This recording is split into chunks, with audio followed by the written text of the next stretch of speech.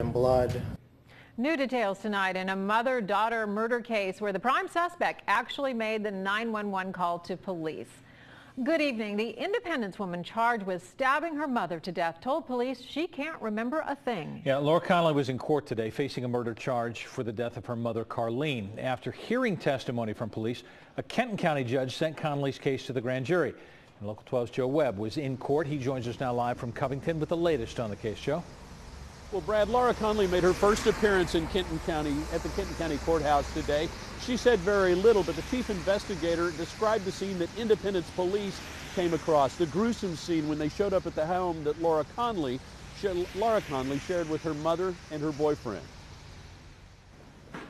When Laura Connolly walked into Kenton District Court this afternoon, she quickly told Judge Doug Grothaus she had no money, no property, no assets, and could not afford a lawyer. The judge appointed a public defender and began the hearing. Independence Detective Michael Richmond described how it all started with a 911 call from 3135 Summit Run, a nice house on a quiet suburban street.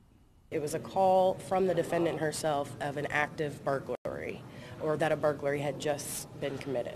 When officers arrived, Laura Connolly answered the door and let them in.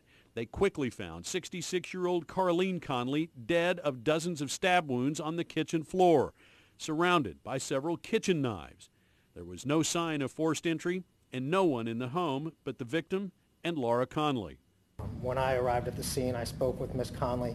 She didn't really have an explanation as to what happened. She told me she blacked out and she couldn't remember exactly what happened. Her shirt was covered in blood. She had blood on her face, around her mouth, her nose. Her hands were covered in blood, and there was blood up her arms. Laura Connolly has a history of violence and disputes with her mother. She was charged with assault and domestic violence last fall after stabbing her boyfriend in the arm. In January, she bit the same boyfriend, who said he was trying to break up a fight between Connolly and her mother. She was charged with assault and domestic violence then, too.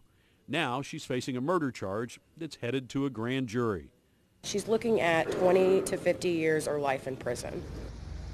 Now, Laura Connolly was arrested and charged with murder on her 38th birthday, Brad. We talked with neighbors today. They said they saw police cars at the house from time to time. They knew that there were some issues, but they certainly didn't suspect anything like this might happen in their neighborhood. Reporting live in Covington, I'm Joe Webb, Local 12. Brad?